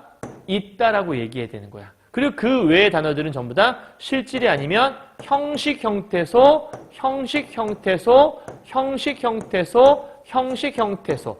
형식 형태소의 대표적인 게 세 개가 조사와 어미와 접사가 있다고 얘기했잖아. 얘 조사죠. 얘 조사죠. 그다음에 얘는 어미고요. 얘는 선어말 어미라고 해요. 어말 어미 앞에 온다고 해서 선어말 어미가 되는 거죠. 그럼 나머지 대부분은 자실, 자실. 근데 의형인데 특이하게 얘 하나만 의실로 되어 있죠. 그래서 이 의실이 제일 중요하다. 시험에서 물어볼 때는 자립이면 대부분 다 실질적 의미가 있는데 자립이 아닌데도 실질적인 의미가 있는 게 하나 있다. 그게 뭐다? 바로 어간에 해당하는 얘다. 그래서 오늘의 제일 중요한 키워드 형태소 문제 출제할 때 얘가 제일 잘 나온다. 그거만 기억하면 돼요. 자, 문제 한번 풀어보도록 할게요. 형태소는 의미를 가진 가장 작은 단위로 단어의 구성 성분이 될 수 있다. 그래서 단어를 구성할 때 형태소가 단어를 구성해 준다는 얘기인 거예요. 가령 예를 들면 입처럼 하나의 형태소가 하나의 단어인 경우도 있고, 그쵸? 입이라고 하는 단어는 더 이상 쪼갤 수 없는 단어니까 그 자체로 단어이면서 형태소가 된다고 볼 수 있겠죠. 아, 되게 빛반사가 되네. 그래도 여러분 보이죠? 대충 보일 것 같아서 일단 좀 마르면 보일 거예요. 자, 그래서 밑에 봐서 마당을 깨끗하게 치웠다를 형태소로 구분하자고 하는 건데 일단은 마당, 을을 쪼개봤어. 그랬더니 마당과 을로 쪼갤 수 있다. 그럼 단어라는 건 뭐다? 단어는 이 형태소가 결합해서 한 단어가 된 거다라고 설명하는 거죠. 그러면 여기서 마당을 해서 마당은 하나의 단어이자 형태소, 오케이. 을은 하나의 단어의 형태소. 뭐 이건 얘기할 수 있을 것 같아. 선생님 여기는 을이라고 하는 게 단어예요? 혼자 쓸 수 없는데요? 단어는 혼자 쓸 수 있다고 얘기했잖아요. 그러니까 아까 조사는 예외적으로 단어라고 얘기했었죠. 그죠? 다음 두 번째 깨끗하게요. 자, 얘가 문제네. 깨끗하게 어떻게 구분해야 돼? 깨끗하게의 원형은 깨끗하다죠. 그러면 깨끗하다에서 바뀐 건 개밖에 없네. 그럼 깨끗하까지는 여러분, 깨끗하까지는 변하지 않은 부분인 거잖아요. 그렇게 생각해보면 크게 어렵지 않을 것 같다는 생각이 드네요. 자, 그렇다면 일단 깨끗하게는 어떻게 구성된 단어냐? 깨끗이라는 단어에 하다가 붙어 만들어진 거예요. 여러분 잘 모르는 친구도 있는데 사랑하다가 원래부터 사랑하다가 단어가 아니에요. 사랑에 하다라는 접사가 붙은 거예요. 그러면 여기 있는 깨끗하게는 어떻게 된 단어야? 깨끗에 하다가 붙어 있는데 지금 현재 이게 개로 바뀌어 있는 거잖아요. 그러면 하다, 하고, 하니, 하개. 그러면 하나, 둘, 세 개로 쪼갤 수 있는 게 바로 형태소다라고 얘기할 수 있어야 돼. 그러면 기억에 뭐가 들어가야 돼? 깨끗 더하기 하 더하기 개 이렇게 세 개를 써야 되는 거죠. 형태소는. 근데 단어는 뭐야? 단어는 한 덩어리잖아. 그 자체로 하나의 의미를 가지고 있는 거니까 깨끗하게는 어떤 게 단어야? 깨끗하게 자체가 단어인 거지. 그러니까 여기 니은은 깨끗하게가 들어가야 돼. 그 답은 몇 번이냐면 아마 3번이 될 수밖에 없을 것 같아요. 선생님 깨끗이 단어고 하게가 단어 아닐까요? 하다라는 게 내가 아까 얘기했지만 접사라고 얘기했잖아. 접사는 단어가 아니거든요. 조사면 단어일 수 있죠. 오케이? 자, 그러면 답은 정리됐어요. 답은 3번이 될 수 있을 거예요. 다음 2번 문제입니다. 단어 파트에서 2번 문제네요. 선어말어미와 어말어미 구분되는 거고 연결어미, 종결어미, 전성어미인데 여러분 어미에 대해서 정의가 좀 있어야 돼요. 방금 얘기했지만 우리가 먹다라는 단어가 있을 때 먹고 먹으니라고 해서 앞에 변하지 않는 부분이 있어요. 여기를 우리가 어간이라고 하고요. 쪼개서 뒤에 있는 변하는 부분은 꼬리 밑자를 써요. 말에 붙는 꼬리. 그래서 꼬리 밑자를 쓰면 이 뒤에는 어미라고 하는 거예요. 얘는 왜 어간이냐면 간이 줄기간자거든. 가운데 줄기는 이파리는 털어져도 줄기는 늘 그대로 있잖아요. 그러니까 변하지 않는 부분이에요. 자, 이때 이 뒤에 오는 어미를 우리가 뭐라고 구분하냐면 어말어미라고 얘기할 수 있는데 어말어미라고 하는 것들은 세 개로 구분할 수가 있다. 왜 어말어미예요? 말의 끝에 오는 어미니까. 그래서 말의 끝에 오는 어미니까 이 뒤에 붙는 어미를 우리가 어말어미라고 하는데 이 어말어미를 연결어미, 종결어미, 전성어미 세 개로 구분할 수 있다는 거예요. 말 그대로 연결어미는 단어와 단어를 연결해 주는 거겠죠. 가장 쉬운 예를 들어볼까요? 아파서라고 하는 것들은 우리가 아프다에서 온 말이거든. 그러면 아프 플러스 아서 이렇게 될 거예요. 아프아서. 그러면 아프아서니까 아프단 말과 아서를 결합해 준 거라고 볼 수 있겠네. 그럼 사실 이 니은은 배가 아프다라는 문장이 하나 있는 거고 병원에 갔다라는 문장이 있는 거거든. 그럼 이 두 개의 문장을 연결해 주는 거야. 배가 아프아서 병원에 갔어. 그러면 배가 아프다란 말과 여기 있는 병원을 연결해 주는 얘는 무슨 어미야? 바로 연결어미라고 얘기할 수 있는 거죠. 이해했어요? 자, 그러면 종결어미라는 건 뭐예요? 말을 끝내주는 게 종결어미겠죠. 그럼 말을 끝내주는 건 뭘 얘기하는 거지? 이거요. 이런 게 다 종결어미인 거죠. 다. 이런 것들. 선생님, 그러면 우리 고나 은이는 뭐가 되죠? 고는 여러분 쉽죠? 밥을 먹고 떡을 먹었다. 그럼 밥을 먹다와 떡을 먹다를 연결해 주는 게 고니까 이거는 연결어미라고 볼 수도 있겠네요. 자, 그러면 전성어미가 뭐냐? 이게 좀 어려운데 전성어미는 성격을 바꿔주는 거예요. 그러니까 원래 명사였던 것을 뭐 동사로 바꿔준다든가 근데 어미이기 때문에 용언에 해당하는 거라서 전성어미의 특징 전성어미는 용언이라고 하는 동사나 형용사를 다른 단어의 기능을 하도록 바꿔주는 거예요. 가령 예를 들면 관형사나 부사 역할을 하거나 명사 역할을 하도록 바꿔주는 거예요. 그러니까 무슨 얘기냐면 이런 거예요. 먹다라는 말이 있고요. 그 다음에 사람이란 말이 있다 쳐봐요. 자, 그러면 먹다 사람 좀 이상하죠? 그럼 어떻게 바꿀 수 있냐면 예를 들어 먹는 사람이라고 말을 바꿀 수가 있어요. 자, 그러면 여기에서 먹까지는 우리가 어간이라고 했는데 그럼 얘는 어미잖아요. 근데 먹는이라고 하는 건 먹는이 누굴 꾸미죠? 사람을 꾸며줘요. 그죠? 그래서 먹는이 사람을 꾸미기 때문에 이 사람은 명사라고 하거든요. 근데 명사를 꾸밀 수 있는 건 관형사밖에 없어요. 그러면 이 먹는이란 말은 관형사처럼 쓰이고 있는 거잖아. 근데 얘들아 관형사가 된 건 아니거든. 관형사처럼 쓰이게 해주는 거지. 그러니까 역할을 하게 해주는 거지 단어를 바꿔주는 건 아니야. 그래서 얘는 동사인데 관형사처럼 쓰게 만들어주는 건 이 는 때문에 가능한 거거든. 그럼 이 는이라는 게 뭐야? 바로 성격을 바꿔주는 전성어미야. 정확히 말하면 관형사처럼 쓰이게 해준 거니까 관형사형 전성어미, 줄여서 관형사형 어미라고 얘기하는 거예요. 알겠죠? 그럼 부사처럼 쓰이게 하면 부사형 어미라고 볼 수 있겠네요. 자, 그럼 예를 한번 들어보도록 하죠. 여러분 책에서 보니까 1번 문제가 여기 있는데 얘는 정리해 주는 거니까 한번 여러분 읽어보세요. 선생님이 방금 다 설명했던 것 중에 하나거든요. 종결어미는 끝맺어주는 기능이고요. 연결어미는 앞뒤를 연결해 주는 걸 얘기하는 거고요. 전성어미는 역할을 바꿔주는 거예요. 기능을 바꿔주는 거죠. 그래서 종결어미의 예시는 다, 구나, 니 이런 것들이 종결어미. 밥을 먹다, 밥을 먹는구나, 밥을 먹니? 이렇게 끝날 때 쓰는 말. 연결어미는 네가 밥을 먹으면 내가 돈을 줄게 라든지 네가 밥을 많이 먹어서 살이 찐 거야 라든지. 이해했죠? 연결해 주는 거. 전성어미는 는이나 이나 개 이런 말들이 있다. 그래서 하나 어렵지 않은데 예를 들어 먹다에 이가 붙으면 먹이 명사처럼 보이게 만들어주는 거잖아. 또는 이 이라는 게 부사처럼 보이게 할 수도 있어. 높이 뛰다. 그럼 높이 뛴다고 하면 높다란 말이 이가 되어서 뛰다를 꾸미고 있기 때문에 부사처럼 보이게 만들어주는 거기도 하거든요. 그래서 그렇게 있다 생각하시면 될 것 같아요. 자, 그러면 이제 문제를 바로 풀어보도록 할게요. 여러분 책에서 1번 문제인데요.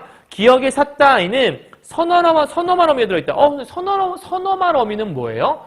얘가 어간이고 얘가 어말어미라고 얘기했잖아요. 근데 요 사이에, 요렇게 사이에 어시란 말을 넣을 수 있잖아요. 그럼 먹었다가 되죠. 근데 이 어시라고 하는 건 이 다라고 하는 게 어마럼이라고 했는데 어마럼이 앞에 오는 거잖아. 그때 먼저 선자를 붙이면 어마럼이 앞에 오는 것 선어마럼이라고 하는 거죠. 쉽게 말하면 어간과 어마럼이 사이에 오는 게 선어마럼이. 그러면 샀다란 말 여러분 이걸 알아야 되는데 샀다가 어떻게 구분할 수 있는 거냐면 원래는 사다에서 온 말이잖아. 사다. 그럼 사와 다만 있으면 돼. 근데 왜 샀다가 된 거야? 얘는 사, 앗다. 그래서 이걸 줄여서 샀다라고 하는 거거든.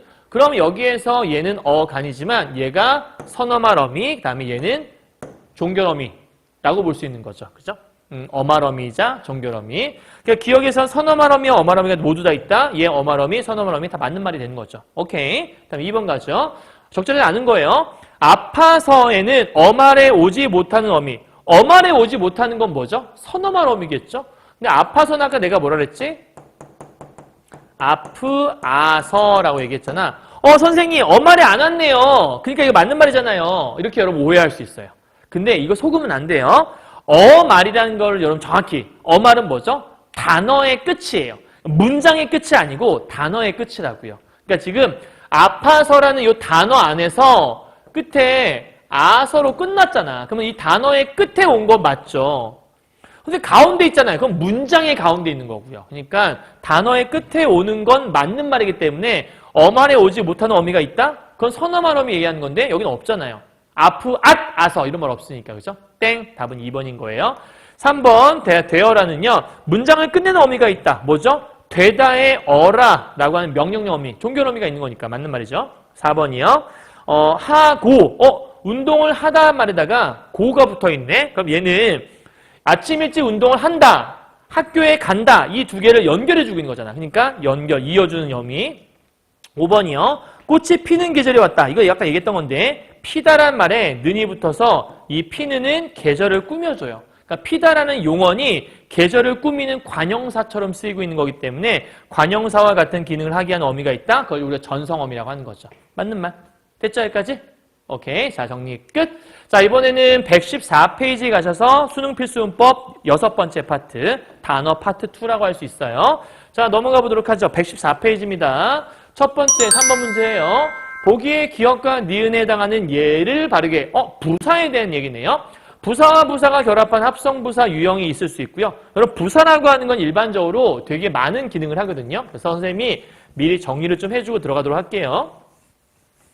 알아야 문제를 풀 수 있어요. 자, 갈게요. 부사라는 게 뭐니? 라고 물어봤어. 부사는 첫 번째 용언이나 문장 자체를 수식해주는 기능이 있다. 그러니까 문장 전체를 꾸며주는 것도 우리 부사고 주로 부사의 역할은 용언을 꾸며요. 예를 들면 빨리 간다. 그러면 가다라는 동사를 꾸미는 게 빨리라고 하는 부사가 되겠죠. 그런 거 얘기한다 생각하시면 돼요. 또는 얘는 관형사를 꾸미거나 다른 부사를 수식해주기도 해요. 그럼 용언도 꾸며, 문장도 꾸며, 관형사도 꾸며, 부사도 꾸며. 드물게는 체언이라고 하는 명사를 꾸며주기도 해. 얘 안 꾸미는 게 뭐야? 거의 없다고 보면 돼. 거의. 그럼 봐봐. 바로 눈앞에 있는데도 못 찾았다 할 때 이 바로라는 것들은 바로 뭐야? 바로 눈앞. 이거잖아. 눈앞. 그럼 눈앞이라고 하는 명사잖아. 그럼 원래 부사는 기본적으로 제일 중요한 게 용언을 꾸미는 게 주요 기능이거든. 원래 부사는 명사를 꾸미지 않아요. 원래 부사는 용언을 꾸미는 거야. 그런데 특이하게 명사를 꾸며주는 사례가 이런 거 얘기하는 거야. 바로 눈앞. 못은 못 찾았다니까 찾다를 꾸미는 요거. 이런 거 우리가 부정해 주는 거잖아. 안 했어. 찾지 않았어. 부정부사라고 하는 거예요. 자, 초행이었지만 다행히 올바른. 그러면 다행히 올바른 거야? 아니지. 다행히 이러이러했다라는 뜻이니까 다행히는 문장 전체를 꾸며주는 말인 거죠. 그게 약간 요 얘기하는 거예요. 다음 사람들은 비를 간절히 뭐였지? 간절히 기다리다. 요건 이제 얘 하나를 꾸며주는 거죠. 그러나 비는 내리지 않았다.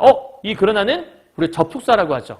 접속사의 정확한 정식 명칭은 접속부사라고 합니다. 그래서 문장 전체를 수식해주는 역할, 연결해주는 역할을 한다는 거예요. 자, 좀 더 정리해 볼게요. 나는 일찍 잔다 할 때 일찍이란 말이 있어요, 여러분. 일찍이란 말이 바로 뭘 꾸며주는 거예요? 잔다라는 용언을 꾸며주는 거죠. 앞에서 말했던 요거 지금 사례를 보여주는 거예요. 자, 얘는 잔다를 꾸미는, 그러니까 동사를 꾸며주는, 용언을 꾸며주는 말. 자, 나는 매우 빠르다 해서 매우는 부사예요. 뭘 꾸며요? 빠르다라는 형용사. 그러니까 얘는 동사를 꾸미는 부사, 얘는 형용사를 꾸미는 부사 이렇게 생각하면 돼요. 그다음에 과연이라는 게 부사인데 과연 너는이야? 과연 너구나 이게 아니지. 너는 나를 알까? 그러니까 과연 그럴까라는 얘기니까 과연은 문장 전체를 꾸며주는 말이 되겠죠. 다음 네 번째 아주라고 하는 것들은 아주 집이네 이거야? 아니지. 아주 새 거다 이런 뜻이잖아. 그러면 아주는 새라고 하는 새는 뭐예요? 관용사죠. 왜? 관용사의 기능은 명사 꾸미는 거라 얘기했으니까 새는 집을 꾸미는 관용사인데 그 관용사를 꾸며주는 게 바로 아주란 말이다. 다음 밑에요. 몹시요. 자, 우리는 몹시 빨리 먹었다인데 얘들아 빨리라고 하는 건 부사거든. 빨리가 먹었다를 꾸미는 거잖아. 근데 그 빨리를 몹시가 또 한 번 꾸며. 그래서 이 부사는 이 부사를 꾸미는 부사가 부사를 꾸민다라는 거죠. 요건 좀 달라요, 여러분. 똑같이 몹시인데 이 몹시는 바쁘다라고 하는 용언을 꾸미는 거예요. 그러니까 몹시가 무조건 부사만 꾸미니? 아니야. 문장에 따라서 다를 수 있다는 거야. 마지막 이 바로는 옆을 꾸미는 거니까 이게 아까 드물게 명사 꾸며준 사례라고 볼 수 있는 거죠. 이해했죠? 자, 이걸 좀 더 자세히 설명해 줄게요. 부사는 성분부사, 문장부사, 양태부사, 접속부사라는 게 있고 성상부사, 지시부사, 그 다음에 부정부사라는 걸로 나눌 수가 있다. 그 의성부사와 의태부사라는 게 있다. 여러분이 흔히 알고 있는 의태어, 의성어 있죠? 그게 전부 다 의성부사에 해당하는 거예요. 그래서 한번 쭉 읽어보시면 될 것 같아요. 어려운 내용은 아니니까. 자, 이걸 좀 더 여러분한테 간단하게 정리해주면 자, 상태나 정도를 나타내는 부사를 우리가 성상부사라고 해요. 성질이나 상태란 뜻이에요. 여기서 말하는 것들은 매우라는 말이 매우 예쁘다. 여기는 갑자기 왔다. 이 갑자기와 매우를 얘기하는 거죠.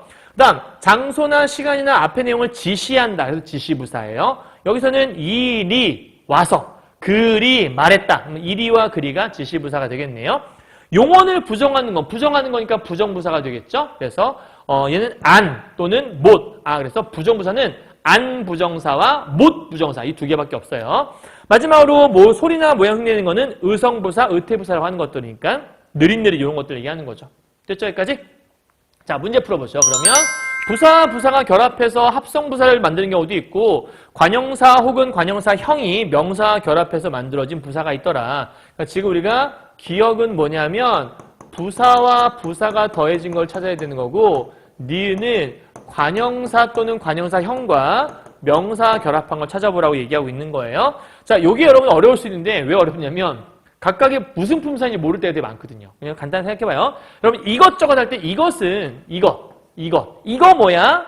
우리가 이거는 어떤 물건이 있을 때 그걸 대신 말해주는 단어잖아요. 그러니까 이걸 우리가 다른 말로 대명사라고 하죠. 그럼 당연히 저것도 대명사겠죠. 그럼 얘는 대명사와 대명사가 결합한 거니까 기억의 사례라고 볼 수 없겠죠. 맞는 거 걸러내는 건데. 자, 잘못이라는 거는 얘는 부사고 얘도 부사예요. 잘한다, 못한다. 그래서 잘못은 부사와 부사 결합된 말이지 원래부터 한 단어는 아니죠. 얘는 맞지만 얘가 안 된다라는 거죠. 자, 어느새라고 하는 것들은 어느라고 하는 게 하나의 관형사거든요. 얘가 관형사. 어느 집 이런 식으로 명사를 꾸밀 수 있잖아요. 근데 새는 사이의 줄임말이거든. 그러니까 얘는 명사야. 그럼 얘는 오케이 해당되는 거네. 근데 골고루라는 거 여러분 잘 모르는데 골고루를 원래부터 골고루로 아는 친구도 있거든요. 근데 골고루는 고루고루의 줄임말이에요. 이거 모르는 친구 되게 많은데 고루고루를 줄여서 골고루라고 하는 거거든. 근데 고루가 뭐냐면 부사야. 고루 먹어 이런 거니까. 그래서 고루고루는 부사 결합된 골고루. 골고루는 부사의 결합이구나. 이 정도 여러분이 파악할 수 있어야 돼요. 자, 잘못은 아까 얘기해줬으니까 부사. 얘는 맞네. 오케이. 됐고. 또다시라고 하는 거 있죠? 여러분, 또는 부사예요. 또가 왜 부사죠? 아까 그러나라는 게 접속부사로 얘기했죠. 그러나, 그리고 또 같은 맥락이잖아요. 그러니까 부사. 그 다음에 다시라고 하는 것도 부사. 얘는 오케이. 부사. 그럼 얘는 됐네. 2번. 자, 한바탕. 자, 바탕은 명사잖아. 근데 한이라고 하는 건 이거는 관형사거든, 얘들아. 그러니까 관형사와 부사가 명사 합쳐진 거니까 얘 사례라 볼 수 있겠네. 그리고 얘 이른바라고 하는 거 있죠. 이른바 같은 경우에는 이르다에서 온 말이에요. 그러니까 이르다에 니은이 붙어 있는 거거든. 그럼 얘는 관형사는 아니지만 관형사형으로 쓰인 거고 이 바라는 건 의존 명사로 볼 수 있죠. 그러면 관형사형과 명사가 결합된 걸로 볼 수 있으니까 와, 답은 2번이라고 할 수 있겠다. 되게 어려웠지. 그러니까 혼자 공부하면 잘 모를 수밖에 없는 거라 이렇게 파악할 수 있어야 돼. 자, 죄다라고 하는 것들은 죄. 이거는 부사고요. 다 문제야 할 때 다도 부사예요. 그래서 죄다 부사와 부사 결합된 거. 또다시 부사 얘기했으니까 얘는 맞는 거라 볼 수 있겠네. 그런데 오랫동안 할 때 오랫은 오래라는 것과 동안이란 말이 결합된 말을 볼 수 있는 거거든. 근데 오래 기다렸니? 그럼 기다리라는 말은 오래가 꾸밀 수 있으니까 오래는 부사야. 근데 뒤에 있는 건 명사거든. 그러면 얘는 관형사와 명사 형태가 아니기 때문에 얘가 땡이네. 안 되네요. 얘는 부사. 얘도 안 된다. 그죠? 부부니까. 오늘날은 아까 오늘은 안 했네. 오늘날 같은 경우는 오늘이 명사니까 날도 명사죠. 그러니까 얘는 명사, 오늘도 명사죠. 근데 오늘이 명사란 뜻도 있지만 사실은 이건 부사의 의미도 있거든. 오늘 해. 그때 오늘은 부사야. 그러면 이때 부사의 기능이 있다 치더라도 어차피 뒤에 명사가 있기 때문에 얘는 부사에 해당하지 않고 얘 때문에도 안 돼요. 그 다음에 이름반하고 위에서 했고 어느새도 했으니까 넘어가고요. 오늘날 방금 했고 죄다 했고요. 오랫동안 했고 한바탕 다 했으니까 답은 2번이라는 걸 체크할 수 있겠네요. 자, 넘어갑시다. 4번 문제예요. 자, 공간적 개념과 시간적 개념의 의미를 모두 갖는 경우가 있다. 한 단어가요. 그래서 학교 앞 내거리에서 앞이라고 하는 건 향하고 있는 쪽이나 곳이라는 공간적 개념을 갖는 반면, 그래서 우리가 문제가 뭐냐? 공간적 개념의 의미와 시간적 개념의 의미를 모두 갖는 것을 다이어. 지금 현재 우리는 찾는 건 공간적 개념의 의미하고 시간적 개념의 의미를 찾으면 될 것 같아. 그러니까 기억이 공간, 니은이 시간. 같은 단어인데 어떨 때는 공간의 의미를 가지고 있고 어떨 때는 시간의 의미를 갖고 있다는 거죠. 찾아봅시다. 1번, 네 뒤에. 뒤라고 하는 건 너의 뒤라는 공간이잖아. 그럼 여기 맞는 거네. 근데 이 니은의 뒤, 일기장 뒤가 시간인가? 시간? 일기장 뒤라는 게 시간이에요? 그건 시간 아니죠. 그죠? 그러니까 땡. 1번 안 되겠네요. 2번, 돌 틈. 돌과 돌 사이를 틈이라고 하잖아. 그럼 공간이겠죠? 힘든 일 중에도 잠시 쉴 틈, 쉴 사이, 쉴 시간이 났다. 답은 2번이네. 너무 쉽다. 그죠? 공간과 시간이니까. 3번, 우리 마을 위에는, 위라는 공간이 있죠. 근데 우리가 위에서 시키는 대로 그 위가 시간이야? 아니죠. 그 지위를 얘기하는 거니까요. 4번이요. 서울과 부산 사이는 공간이죠. 친구 사이가 시간인가? 친구 사이는 관계에 대한 얘기를 하는 거니까. 그죠? 5번이요. 강 가운데라는 공간. 얘는 맞고요. 많은 곳들 가운데. 많은 곳들 가운데라고 하는 건 어떤 범주를 얘기하는 거지 시간을 얘기하는 건 아니죠. 그러니까 답은 쉽게 2번이라는 걸 알 수 있을 거예요. 됐죠? 자, 다 정리했고 이제 마지막으로 이제 오늘의 하이라이트 7 있죠. 이게 왜 하이라이트냐? 원래 오늘 7차 시간이기 때문에 원래 여기까지 해야 되는 부분이거든요. 그래서 7차 시에 대한 부분을 간단하게 정리해 보도록 할게요. 어렵진 않아요. 자, 한자어에 대한 얘기인데요. 왼쪽에 있는 말을 오른쪽으로 고쳤을 때 적절하지 않은 걸 찾으라는 얘기야. 오래된 부억을 신식으로 고치는 거를 개량이라고 한다. 그렇죠? 개량이라는 것들은 더 오래된 것들을 이제 좋은 걸로 바꾸는 걸 얘기하는 거니까 맞는 말. 그다음에 낡은 옷을 새 옷처럼 고치는 걸 우리가 수선한다고 하죠. 이것도 맞는 말이죠. 3번, 계획을 대폭 고치는 걸 쇄신한다. 쇄신이란 말 많이 들어봤지, 얘들아. 이 신자가 새로운 신자거든. 그러니까 쇄신이 뭐냐면 잘못된 것을 버리고 새롭게 나아간다. 그러니까 쇄신은 뭔가 잘못하고 있는 사람이 그 잘못한 것들을 바꿔서 새롭게 나아가는 건 쇄신이라고 그래. 근데 계획을 대폭 고친다라고 하면 이건 그냥 변경 정도로 얘기해야 되겠죠. 그러니까 답은 쉽게 3번이라는 걸 체크할 수 있겠죠. 계획을 고친다고 해서 우리가 쇄신하자 이렇게 얘기하지는 않거든. 그러니까 쇄신은 잘못된 것을 새로운 걸로 바꾸는 걸 얘기하는 거기 때문에 의미가 통하지 않아요. 일단 고치는 건 치료고 잘못 고치는 것들은 교정이니까 뭐 틀린 말 아니라 볼 수 있겠네요. 됐죠? 여기까지? 오케이. 되게 간단한 문제였어요. 그러면 6번 문제는 선생님이 지금 말고 다음 수업 시간에 같이 하도록 할게요. 왜냐하면 실제 수업을 듣는 게 더 좋을 것 같아서 이것보다는 수업에서 듣는 게 훨씬 나쁘지 않을 것 같아서 왜냐하면 그만큼 좀 중요한 거라. 품사 통용에 관한 문제인 건데 이렇게 강의로 그냥 훅 치고 넘어가는 것보다는 실제 수업에서 듣는 게 여러분한테 훨씬 더 의미가 있을 수 있을 것 같아서 요거는 실제 강의에서 진행하도록 하겠습니다. 선생님이 오늘 지금 한 85분 정도 강의했는데요. 좀 평소 60분짜리 강의인데 좀 길어진 거는 문법 때문에 좀 길어진 거거든요. 양해해 주시고 이거 주말 동안 잘 듣고 다음 주 화요일이죠. 다음 주 화요일 날 8차시 강의로 우리 함께 보도록 하겠습니다. 여러분 수고하셨고 혹시 주말 동안 이 강의를 주말에 좀 초반에 듣고 있다면 들으셨으니까 이제 편하게 중간고사도 끝났으니까 편하게 다시 쉬시면 좋을 것 같아요. 자, 고생하셨습니다, 여러분. 다음 시간에 봬요. 실제 현강에서 뵙겠습니다. 안녕.